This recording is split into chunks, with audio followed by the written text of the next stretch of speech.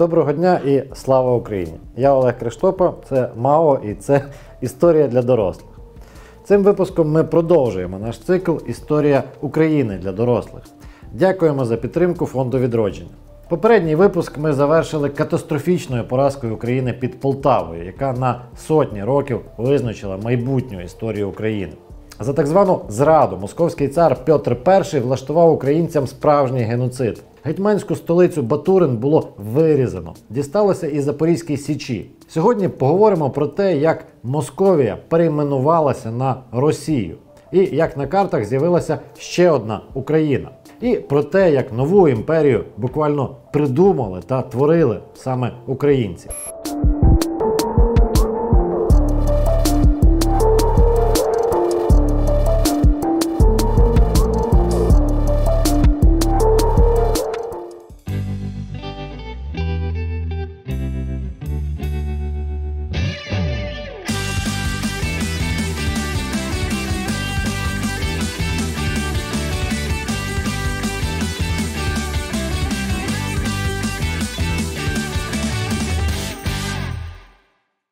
Підписуйтеся на канал «Історія для дорослих» і підтримуйте нас на Патреоні, бо ми повертаємо усе на свої місця.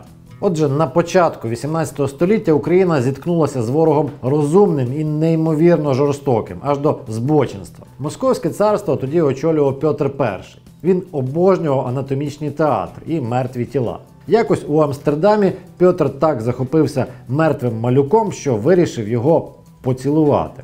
And kisses his belly, then immediately goes away. У іншому нідерландському містечку Лейдені цар з почтом знову відвідує анатомічний театр. Зауваживши, що його оточення бридиться розрізаного небіжчика, він наказує їм, вибачте за натуралізм, але це цитата, розривати мускули трупа зубами. І його слухалися. А ще Петро І любив трупи викопувати. У 1697-му він наказав ексгумувати тіло боярина Милославського, притягти його на свинях до помосту на Красній площі, де рубали людям голови, і їхньою кров'ю поливати. Також через роки звелів викопати повішених за його наказом стрільців і повісити їх знову. Про алкоголізм та розпусний спосіб життя московицького царя можна теж розповідати чимало. Але сьогодні не про це. У 1709-му, дізнавшись, що на бік шведів перейшли усі козаки Запорізької Січі, Петро І наказав Січ знищити. Він відправив на Запоріжжя каральну експедицію кілька тисяч військ. На Січі на той момент залишалися тільки кількасот старих запорожців і юнаки Джури. Попри це, запорізькі діди та підлітки вирішили дати бій і протягом тижня витримали кілька штурмів і навіть контратакували. Прорватися на Січ московитам та зрадникам вдалося лише підступом, пообіцявши усім життя та свободу. Але слово російського офіцера вже в ті часи не було варте нічого.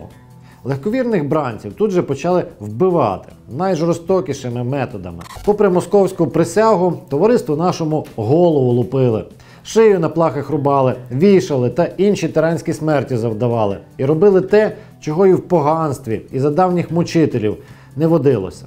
Отаман Лаврентій Стефаненко, лист до гетьмана Івана Скоропадського.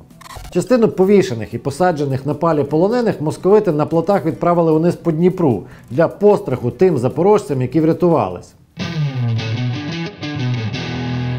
Утім, Запорізька Січ після цього не зникла, а перемістилася південніше. Після руйнування Чортомлицької Січі козаки під проводом Костя Гордієнка рушили на південь, у володіння кримського хана. Зупинилися ось тут, де заснували нову Січ, названу Кам'янською. Кам'янська Січ проіснувала недовго. Засліплений жадобою помсти, Петр наказав знищити і її. Козаки подалися ще далі на південь, в нині окуповані Росією Олешки. Олешки – козацький край. У 18 столітті козаки втекли сюди подалі від Росії і заснували Січ.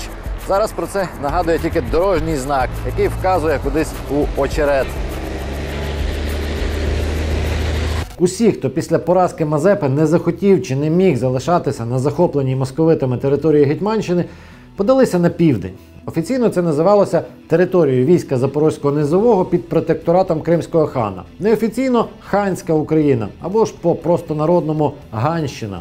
Жити на Ганщині було значно краще, ніж під Москвою чи Польщею. Повна свобода, десятки промислів, прості і невисокі податки. На нинішню Херсонщину потяглися тисячі переселенців. Золота доба скінчилася у 1733-му зі смертю кошового Костя Гордієнка.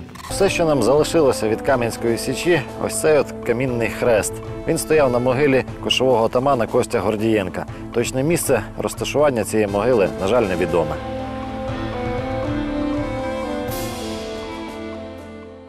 Уже через рік після смерті Гордієнка козаки погодилися на чергові умовляння Росії повернутися у її братські обійми. У 1734-му в Лубнах на Полтавщині було підписано договір, за яким козаки поверталися під російський протекторат з правом вибирати собі кошового і користуватися усіма давнішими привілеями та промислами. Московія дарувала такі права не просто так, готувалася до війни з Туреччиною. Але про це дещо згодом. Після смерті Івана Мазепи ті козаки, які разом з ним відступили на територію Молдови, новим гетьманом обрали Пилипа Орлика. Він вирішив розділити права та обов'язки гетьмана, старшини, простих козаків і посполитих письмово у договорі і постановленні прав і вольностей війська Запорозького, відомому як Конституція Пилипа Орлика. Цей документ був ухвалений задовго до Конституції США. Оце так несподіванка. Ще Орлик написав латиною реляцію про Київ, обґрунтовуючи європейським елітам те, чому Москва не має права володіти столицею України. Уклав угоди з шведами, османами, поляками та кримським ханом. Зібрав військо і рушив звільняти Україну від московського панування. Утім, дійшов лише до Білої церкви і змушений був відступити. Решту свого життя провів на еміграції, марно намагаючись звернути увагу європейців на поневолення своєї батьківщини. У пам'ять про Пилипа Орлика названо не аеропорт Орлі, а лише вулицю у Києві і встановлено ось такий знак у шведському місті Крістіанстад. Після кривавої різанини і фактичного знищення Батурина новою столицею лівобережної Гетьманщини став Глухів.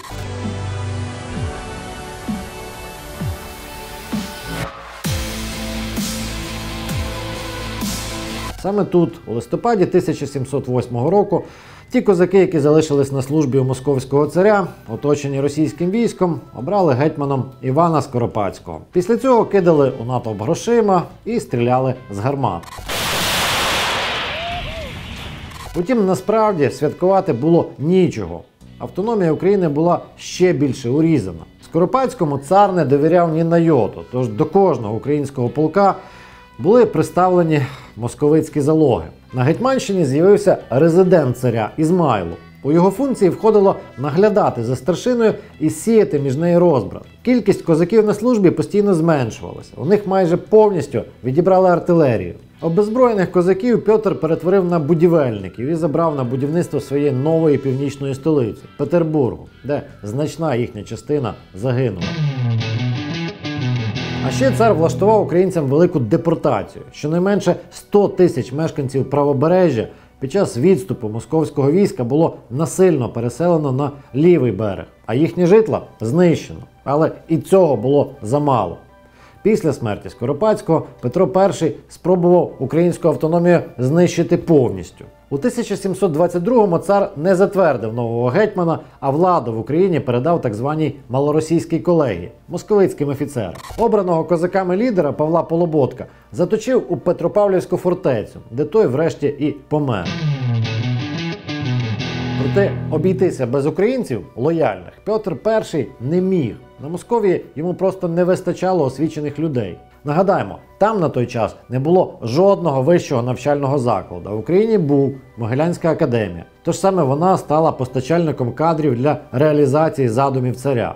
Один із них – взяти під повний контроль церкву. Спочатку Петр висміював її, влаштовував п'яні пародії на церковні ходи і обряди. Своїм диким карнавалом під назвою «Всешутейший, всеп'янейший і сумасбродніший собор». Там призначали свого клоунського патріарха, який виголошував глузливі анафеми, так звані єбіматствія. Наприкінці життя Петр взявся до справи серйозно. Патріарха усунув, замість нього запровадив так званий синод, а на його чолі поставив свою маріонетку – оберпрокурора. Дуже високодуховно посада звучить, правда? Так точно. Щоб впоратися з опором московських церковників, Петро спочатку привіз з України уродженця Галичини Стефана Яворського. Але той сам захотів стати патріархом і навіть зблизився з царевичем Олексієм, якого цар згодом ув'язнив і вбив. Петр зрозумів, що їм з Яворським не по дорозі, тож настала черга іншого українця – Феофана Прокоповича. Його справжнє ім'я – Єлизар. Він народився у Києві в родині купця. Вчився спочатку у Києво-Могилянській академії, потім прийняв унію і завдяки цьому продовжив навчання в Європі. А набравшись знань, на зворотній дорозі знову перехрестився у православ'я. Прокопович викладав у Могилянці і до пори до часу писав панегірики Мазепі. Зустрівся з Петром І і просто зачарував його своїм вмінням говорити. I couldn't for 2 weeks straight, so I went home and I started flipping through the book and decided I wasn't going to eat a car, swallow lead pipes. So the next best thing was to lock myself in a room and teach myself how to do the fast talking. Минуло 3 роки. Відбулася Полтавська битва і їхні шляхи знову перетнулися. Чи йти на друге побачення, якщо на першому щось склалося не так, як очікували? Цього разу Феофан уже проклинав Мазепу, а царя порівнював з біблійним Самсоном. Петро спочатку зробив Прокоповича ректором Могилянки, а потім викликав його у Петербург. І Феофан виявився саме тим, хто був потрібен царю.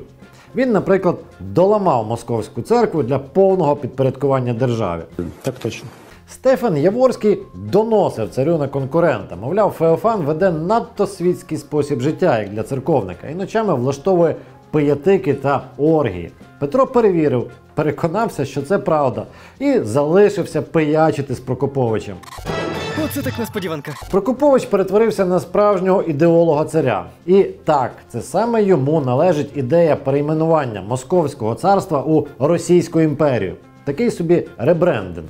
У Московії репутація гірше нема куди. Росія ж – грецький варіант назви Русь, країни з давньою і позитивною історією. Цар Прокоповича послухав. Вы хотите нас превратить в Московию? Нову назву спочатку визнала переможена Москвою Швеція, а за нею й інші.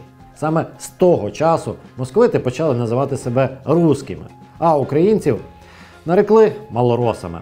Хоча, наприклад, у Галичині українців називали русинами ще до кінця 19 століття. Але навіть найжорстокіший тиран не вічний. Петр І сконав у віці 52 років від розриву сечового міхура, викликаного найімовірніше венеричною хворобою. Лев Толстой підсумував його життя лаконічно і точно. Біснуватий звір Петр змушує одних людей вбивати та мучити інших сотнями, тисячами, сам бавиться стратами, рубає голови п'яною невмілою рукою, закопує в землю коханок, вбиває сина і зводить на престол блядь свого наложника і свою. І йому ставлять пам'ятники і називають благодійником Росії та великою людиною, і всі справи його теж. Лев Толстой. Смерть Петра І примусила Феофана Прокоповича добряче понервувати. З фаворита імператора він перетворився на звичайного ієрарха, який надто багатьом перейшов дорогу. Проте Прокопович зумів створити коаліцію з наложником Петра Меншиковим і проштовхнути на трон вдову Петра Катерину. Вона правила недовго, і невдовзі її місце зайняв Петро II, за спиною якого стояла група аристократів. Феофан мало не потрапив до в'язниці, але цар раптово помер.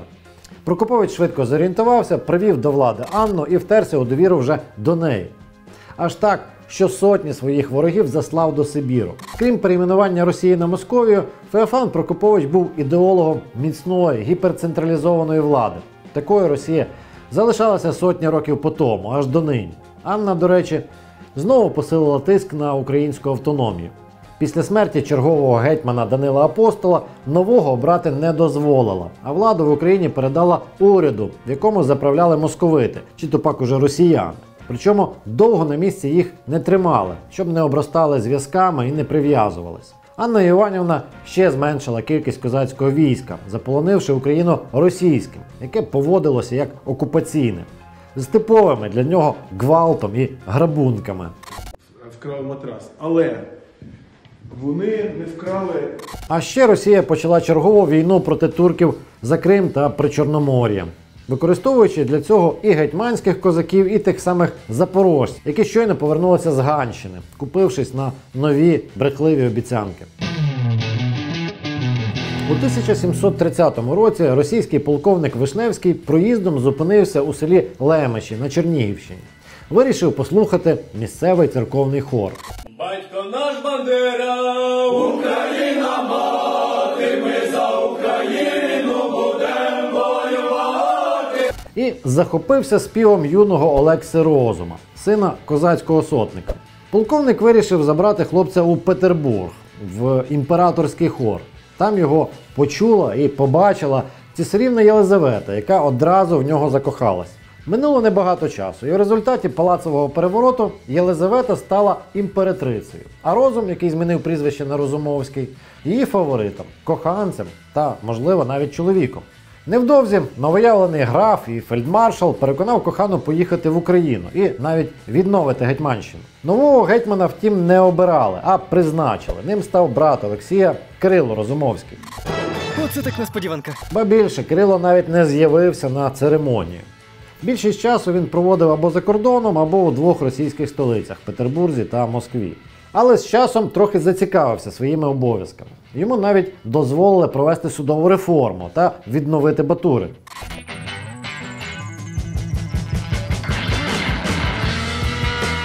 Про Кирила Розумовського в історії залишилися геть протилежні відгуки. Грушевський називав його чоловіком Україні чужим. Натомість історик Олександр Оглоблен усіляко розхвалював. Мовляв, доба Розумовського – це час розквіту України, як економічного, так і культурного. Що ж, правда, трохи там, а трохи там.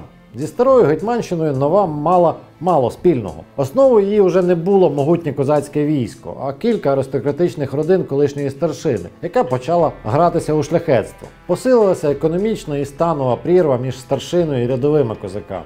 З іншого боку, Розумовський зумів, принаймні тимчасово, добитися заборони на закріпачення українців. Очевидно, Розумовський і козацька старшина, яка перетворилася на окремий клас, мріяли створити щось на зразок українського автономного князівства, але у межах Російської імперії. Це була така собі потішна Україна. За спиною Кирила Розумовського постійно стирчала тінь такого собі Григорія Теплова. Саме він відіграв в тодішній історії України фатальну роль. Попри російське прізвище, Теплов був етнічним українцем. Скоріш за все, позашлюбним сином того самого Феофана Прокоповича. Саме Теплов підштовхнув Розумовського підтримати палацовий переворот в імперії, усунути Петра III і зробити царицею Катерину II. А згодом уже її ліквідувати Гетьманщину та козацтво. Але про це у наступному випуску. Слава Україні!